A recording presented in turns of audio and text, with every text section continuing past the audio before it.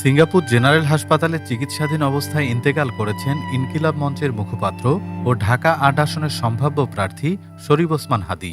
ইন্না লিল্লাহি ওয়া ইন্না ইলাইহি রাজিউন। বৃহস্পতিবার রাতে সামাজিক যোগাযোগ মাধ্যম ফেসবুকে দেওয়া এক পোস্টে তার মৃত্যুর খবর নিশ্চিত করেছে ইনকিলাব মঞ্চ।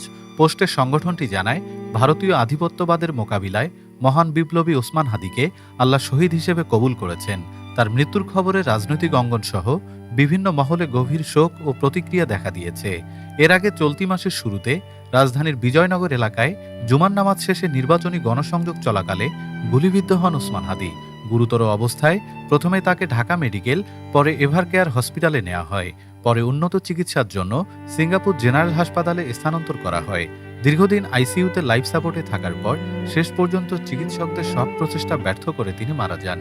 ওসমান হাদী ছিলেন ইনকিলাব মঞ্চের অন্যতম পরিচিত মুখ এবং সাম্প্রতিক রাজনৈতিক আন্দোলনে উচ্চকণ্ঠ বক্তা হিসেবে পরিচিত।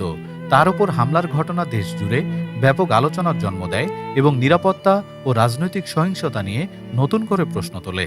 তার মৃত্যুকে কেন্দ্র করে সুষ্ঠু তদন্ত ও দায়ীদের বিচারের দাবি জানিয়েছেন তার অনুসারী ও বিভিন্ন রাজনৈতিক মহল। ডেস্ক রিপোর্ট, বাংলাদেশ সময়।